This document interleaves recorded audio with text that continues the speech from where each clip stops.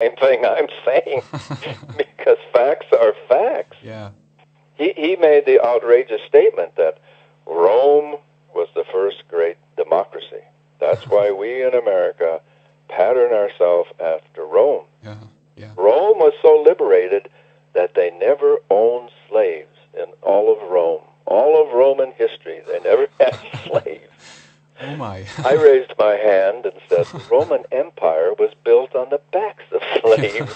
With every country they conquered, they brought home slaves. They brought home slaves.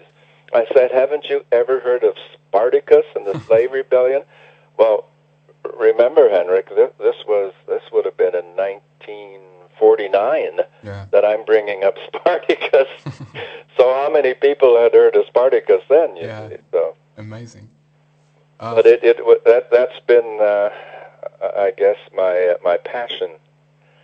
All of my life is finding out what really happened, and of course this extends itself into my fascination with the paranormal, with psychical research. What is really going on? Yeah. And I like your how should I say it, your calm approach to these subjects. There are a lot of people out there who are, quickly draw their conclusions of what it is and kind of moves on. But I guess, that you maybe, you more like to meander around the subjects and try to find out, because I think I heard an interview with Jeff Renz that you did about, that there always are contradictory evidence that if you dig deep enough for it, it will come to the surface, so to speak. Yes. I was given good advice early on. First, by my father, who was a solid, if you can't see it, if you can't feel it, if you can't taste it, it doesn't exist. Mm. He was also a very conventionally religious person. At the same time, we had these phenomena occurring in our home, which he had to have heard them. He had to have seen them, because all the rest of the family did. Yeah. Now, whether he did or not, he would say, okay, what else could it have been? Now, was it really the footsteps of a ghost we just heard walking through our room? Or could it have been the floorboard creaking? No, Dad, because, it was the sound of footsteps and it kept going. It didn't go creak, creak. He said, okay, then, is it the wind? Is it this? Is it that? So that gave me early on, to say, well, let's try to discount everything that it could or could not be.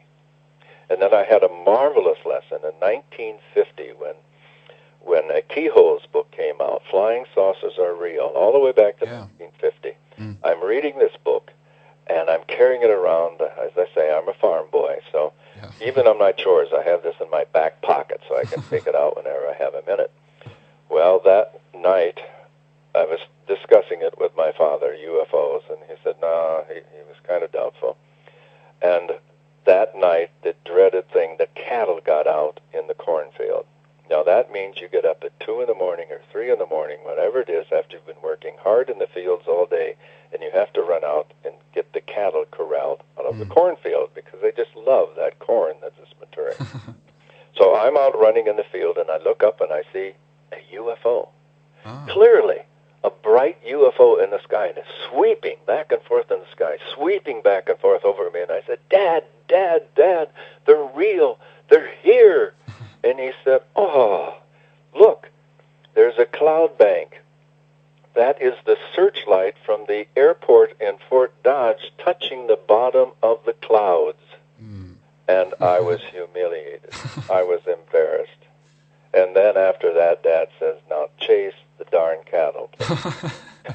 So I really didn't pay much attention to UFOs until I was assigned to do the book that became Strangers from the Skies in 1966, which so many people said it. I just had a reviewer say the other day it was the first book he had read as a student in school that wasn't a signed book. He has the first book, 1966. And it had the good fortune, Henrik, to come out at the same time that J. Allen Hynek in Michigan was saying, UFOs are all swamp gas. Now, he didn't really say that. That's how he was quoted. And the book got on the bestseller list in 2 weeks.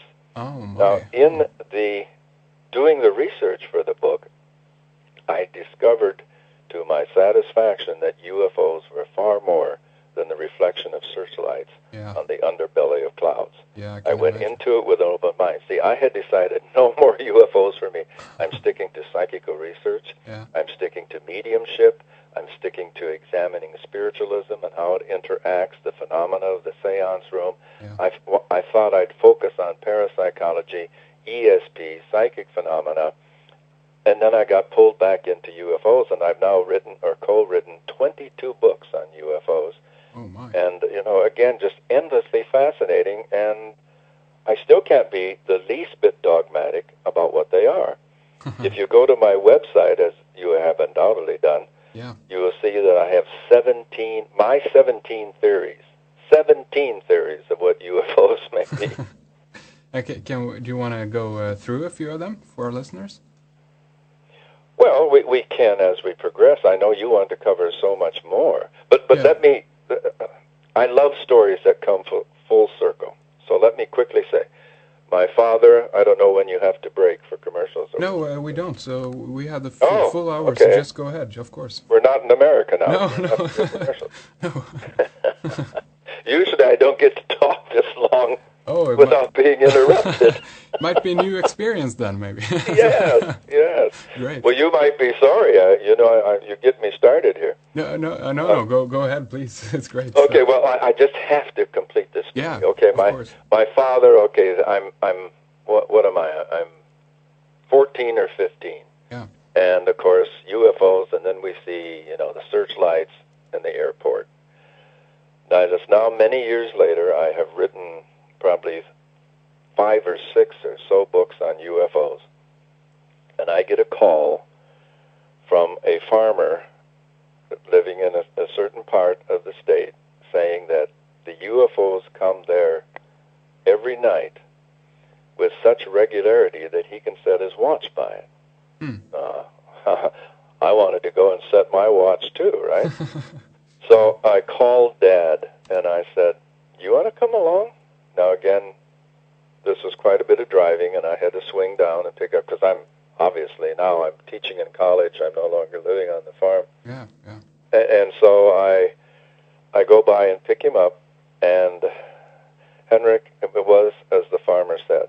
Now, we had a judge there, we had several highway patrol members, we had a number of attorneys in town and so forth who had come out, and there...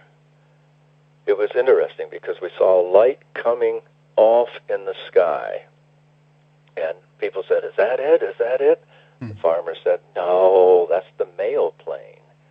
And yes, we could see a light, and then the light got bigger, and then we could hear the sound of the engine, and then the engine got louder, and then, went down in volume as it went over. The way we're used to seeing things come and go, right? Yeah. When the UFOs came, they were just there. Just there. We didn't see them come. They were just there. Then, there were 2 of them. They touched, and then they took off at an incredible rate of speed, each in a different direction. And then I don't know if they circled the planet or not, because the farmer said, okay, now in exactly 4 minutes and 10 seconds, they'll be back. He's timing all this. Yeah. And in 4 minutes and 10 seconds, they were back. And then they took off, straight up. My father has binoculars for all of this. And he is practically giving himself black eyes because he is seeing this. He is witnessing this for himself. Yeah. He sat very quietly on the way home, and then he said to me, I guess I always did believe in UFOs. Oh, great. I just love it. Yeah. It's you know, when things come full circle. Absolutely, and you know, I'm looking at your. I pulled up here from Rense.com your 17 theories of the UFO enigma, and you know, is there any one of these that you at this point favor? Is there any theory that you kind of lean towards, or do you find them all valid, so to speak? I think they are all in very much their own way valid. I began, as most of us do, with the nuts and bolts theories. These were craft coming from extraterrestrial worlds. Now, I have pretty much come to the conclusion that I'm not denying there's life on other worlds, other dimensions, probably other universes. But I think at least 95% of what we witness and call UFO is indigenous to this planet. Yeah. That is a phenomenon that interacts with us as Homo sapiens and maybe created us as Homo sapiens. Mm. Maybe they're the angels. Yeah. Maybe the angels created us.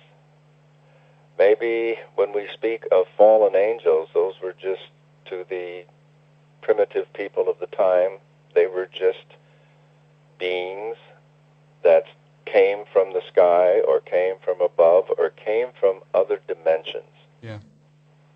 Another universe could have such an superior intelligence that they're going around seeding other universes. Yeah.